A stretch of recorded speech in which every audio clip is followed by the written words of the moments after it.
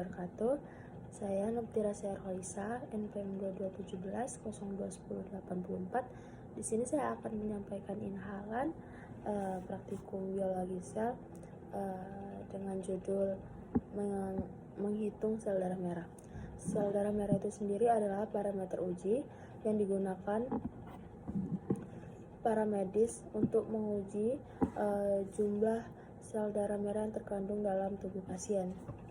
Jika seseorang memiliki sel darah merah yang rendah, maka orang tersebut akan mengalami gejala seperti pusing, sakit kepala, terutama saat ketika duduk langsung bangun, terus kulit pucat, peningkatan detak jantung. Setelah itu, apabila orang tersebut memiliki sel darah merah yang tinggi, maka orang tersebut akan mengalami gejala seperti kelelahan, sakit kepala, nyeri sendi, nyeri pada tekanan telapak kanan dan telapak kaki, kulit gatal, dan gangguan tidur. Jumlah sel darah merah pada laki-laki dewasa, perempuan dewasa, dan anak-anak berbeda. Pada laki-laki dewasa kisaran 4,7 sampai 6,1 juta sel per mikroliter, sedangkan pada perempuan dewasa kisaran 4,2 sampai 5,4 juta sel per mikroliter, sedangkan pada anak-anak yaitu 4 sampai 5,5 juta sel per mikroliter. Jumlah sel darah merah yang berada di atas jumlah normal biasanya terjadi pada orang perokok, mengalami dehidrasi, memiliki kanker, sejenis kanker ginjal, dan penyakit jantung bawaan. Sedangkan untuk sel darah merah di bawah normal itu biasanya dialami oleh seseorang yang mengalami. Untuk menghitung sel darah merah itu sendiri menggunakan alat bernama hemasitometer. Hemasitometer itu sendiri adalah alat yang digunakan untuk menghitung jumlah sel darah merah. Hemasitometer Neuber itu adalah lempeng kaca tebal yang berbentuk persegi panjang dengan ukuran 30 x 70 x 4 mm. Untuk perhitungan sel darah merah menggunakan rumus sigma SDM, jumlah rata-rata yang terhitung dalam 5 sektor dikali 25 dibagi dengan volume kamar hitung dikali dengan faktor pengenceran. Yang kedua yaitu menghitung sel darah putih atau leukosit. Leukosit adalah serum yang membangun sistem kekebalan tubuh dengan cara melindunginya dari serangan penyakit. Ada 5 jenis leukosit yaitu neutrofil, limfosil, basofil, monosit, dan eosinofil. Terus fungsi sel darah putih itu berbeda-beda. Seperti pada basofil itu berperan mengatasi inflamasi, sedangkan neutrofil itu berfungsi membasmi bakteri. Jumlah sel darah putih pada setiap manusia itu berbeda-beda sesuai dengan umur. Sel darah putih jumlah normalnya pada bayi yang baru lahir yaitu sekitar 9.000 sampai 30.000 sel per mikroliter, sedangkan pada anak-anak umur kisaran 2 tahun 6.200 sampai 17.000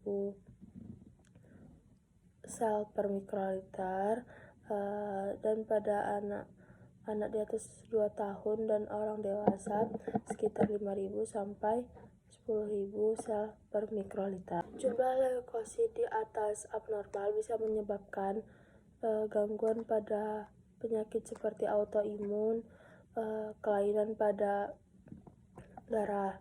Sedangkan untuk kekurangan leukosit itu menyebabkan penyakit seperti mudah terserang bakteri, jamur, atau patogen lainnya. Sebab jumlah antibodi yang dihasilkan tidak mencukupi, oleh karena itu dia mudah terserang bakteri ataupun penyakit. Jumlah sel darah putih persatuan volume bisa dihitung menggunakan rumus sigma SDP per mikroliter sama dengan jumlah sel yang terhitung dalam 4 sektor dibagi dengan luas dari 4 sektor dikali tinggi kedalaman kotak dikali faktor pengenceran. Dan terakhir yaitu praktikum ke-14, ekstraksi DNA makhluk hidup dengan tujuan menerapkan teknik isolasi DNA sel-sel tumbuhan dan hewan menggunakan alat dan bahan sederhana. DNA itu sendiri adalah cetak biru kehidupan, karena itu segala sesuatu yang hidup mengandung DNA.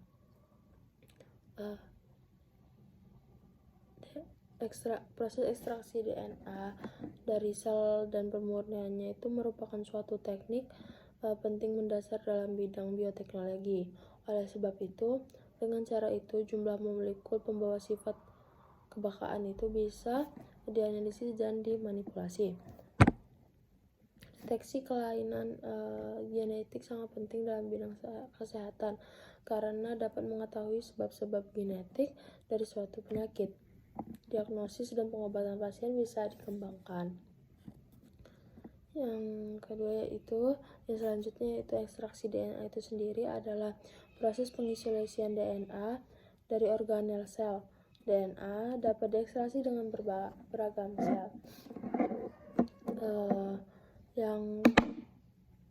Proses ekstraksi DNA itu terjadi pada 3 tahap. Yang pertama yaitu menghancurkan dinding atau membran sel secara kimiawi, enzimatik, dan mekanik.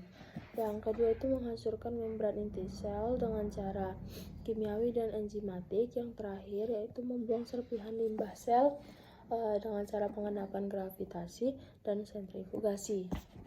Dalam praktikum ini pada percobaannya menggunakan alat seperti blender, gelas beker, tabung reaksi, sendok, saringan teh, tusuk sate, batang pengaduk,